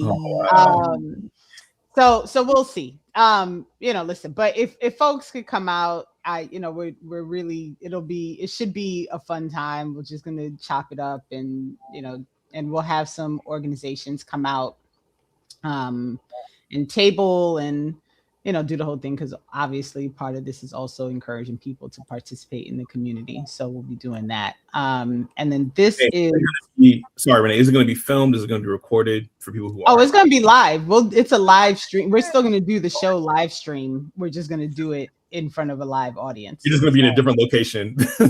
Right. We're just actually all going to be in the same room. Which is I feel like Jared and the other guests should be there, but you should still be in the car driving around. We got Renee on the monitor. She's coming down Sedgwick Avenue. There she goes. She's gonna have a cutout of this picture. Yeah. Yeah, that'll be dope. But just hold it up like what it is. Yeah, no, we're just gonna do the thing and we'll see what happens. And then the other thing that's happening, this is a little further out, but I do want to share it. We have confirmed screening for Matthew's new documentary, Seeds for Liberation. And that's also going to be in Jersey. It's way far out, but I'm giving folks heads up because there's not a lot of space in the room if you want to participate. And I'll drop all of these chats all these links in the chat. But Matthew, who is the director of the documentary and his executive producer, and Mohams, who is a pretty popular Palestinian voice in multiple spaces, is going to be in town. So I'm pretty excited for that as well. But I'll drop all these links in the chat and I will see. We'll see what's going on. I got a question, Renee. What's a good movie a Black director or producer put out? Because I don't never hear y'all like anything. Meteor Man.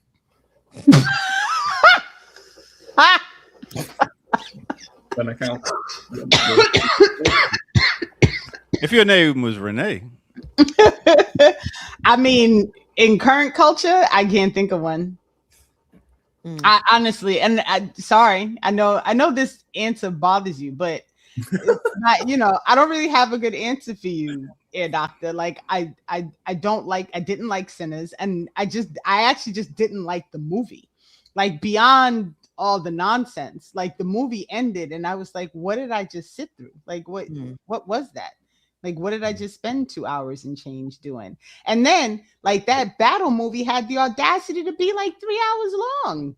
3 hours watching what is happening right now? So Get Out. What about Get Out? No. Get Out was interesting. It was interesting. Get Out was good. It was an interesting theory behind it. Like there are movies that I watch a lot of movies, and it's not that I don't like watching stuff. I just understand that when I watch things, it is part of the system. So I don't watch anything expecting to get anything from it, right? And so you watch it to hate? No, I watch it just to have something on. Like I do a lot of work on the computer. I do a lot of graphic stuff, a lot of website stuff, and I don't like silence. So I'll put something on. So like I watched that F1 movie with Brad Pitt and the British dude, right? And it was a shit movie, but it was something to watch and it was on. And it turns out that it might get a shiny thing from a white person. So like, who knew, right?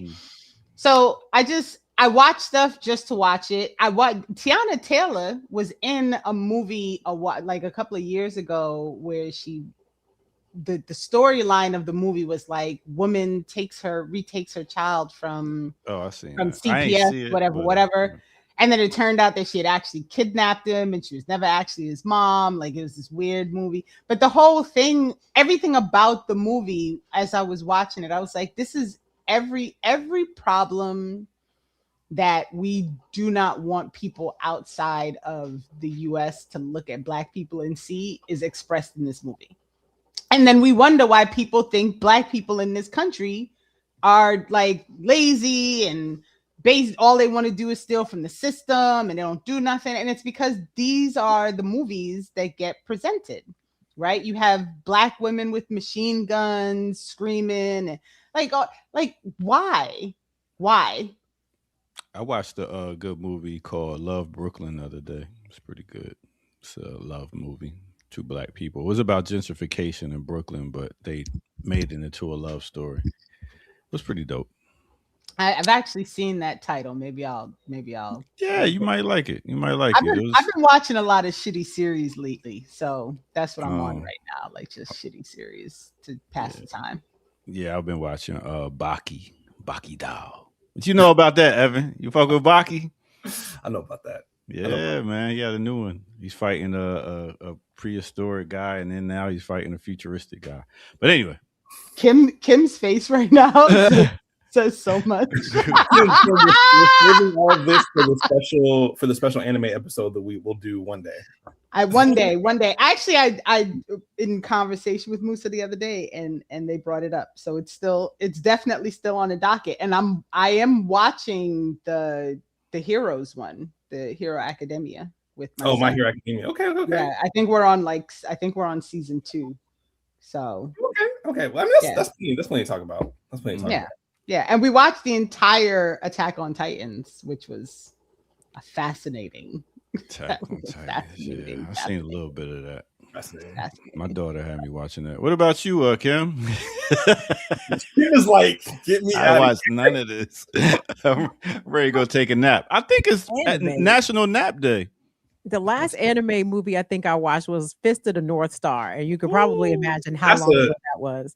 That's a classic, though. That's a deep cut, Kim. That's like a lot of anime now take from stuff like Fist of the North Star. So and Ninja Scroll, which is one of the best ever.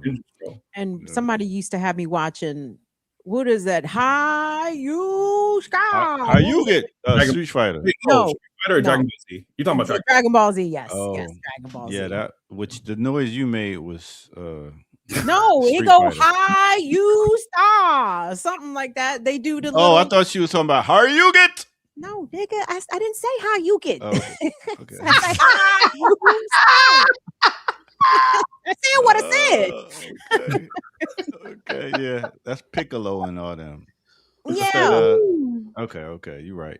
But I don't know nothing about the anime. No, I don't know nothing about it. But the best, really, DC makes the best anime when we talk about it. They make their anime is better than Marvel. Just fix your face, because Evan, because you know that Batman DC anime is some of the best. Stop. We can't compare American. I was about to say, what are we doing, right? Like, how did that happen? This is not apples to apples comparison. I just want to say that this is not apples to apples comparison. So it's not Marvel against DC. It can be Marvel against DC, but Marvel and DC have nothing to do with anime. Do you see what I'm saying? Like you're talking about American animated cartoons versus Japanese animated cartoons, which are anime. But the quality of animation, if you think of something like Free Ren, the quality of animation is gonna. That's just like a random one is gonna be. Right, we're losing Kim and some other people right now. It's okay. I understand that the young. Now y'all see how I feel when y'all talking about all this pedopatorial lumpkins and all these different words. What was that word you used earlier? Pedopatorial? I don't know. You know that game of telephone, you know what I'm saying, where people whisper a word to each other? Like sometimes when it comes out of your mouth, your doctor, I can't even imagine what it started as. So I can't even get back to the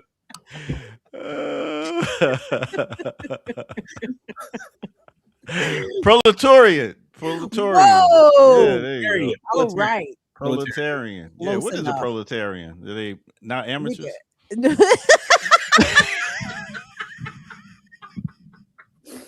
Thank you for coming out to the Remix Morning Show. We're here every day of the week. Please donate. Please like. Please subscribe. Please, if y'all had a chance, go check out that what is it? The Marvin Gaye classical breakdown. And I got to pronounce palladium. Oh, brother. Oh, the palladium. Palladium, like the element. There was a lot of clubs named Palladium venues. I got you. Were named the Palladium, but my brother Ear Doctor did not immediately recognize the word when he saw it. I didn't. And then I was like, oh, Palladium. I called it a Palladium. Live at the Palladium.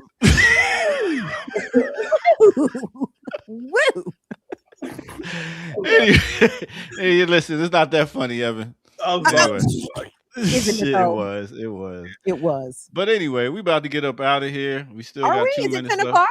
Oh, okay. It's damn near. I mean, Evan started the announcements of what's going on early, so look at where we at. I'm just trying to get the time right. I'm just trying to get the time. You don't. Right. That's what I'm here for. Oh. I mean, I'm always on time. Where would I be without you? Anyway, it's all good. You're learning. So, with that said, we'll be back here tomorrow at 8 a.m. for some more Remix Morning Show on Women's Wednesday. And what you got coming up? You said next week we're going in, Kim Brown, with We're gonna return when Mercury goes direct. We shall return to the airwaves. No, I'm kidding. So yeah, I should be ready to go by next week, maybe next Tuesday or next Friday. We'll see. All right. And like we said, we'll be here Thursday to do a mini on salt and pepper. So come through. Some people wonder why a mini. You just see her daughter get knocked out. Her and Pepper and Tret's daughter just got knocked out in the ring. Oh, she's a fighter. Yeah, she got in the ring with Olympian and got knocked out. I don't know why they put her first debut fight in the ring with somebody that's a professional. No, that's a setup.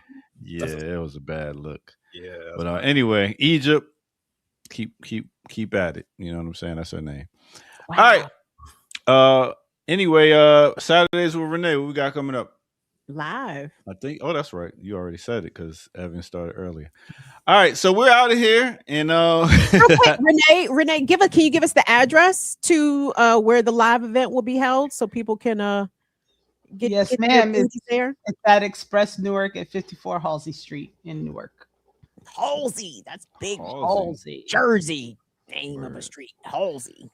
All right, well, we'll be back here tomorrow. Come back and watch some more shows here on Black Liberation Media. We out, y'all. Peace. Peace, Kamal. Black Liberation Media is a collective of Black and African organizers, journalists, academics, and media personalities serving Black and African masses seeking to further grow in their understanding of themselves, their histories, and the African world through entertainment and news. Please continue to like, subscribe, and donate to the channel so we can further serve you and liberate our people. You can also go to blkliberationmedia.org, get some merchandise, and also become a Patreon member and a member from the YouTube. Please do what you can, share, and show your love as we will show ours for you. Black Liberation Media.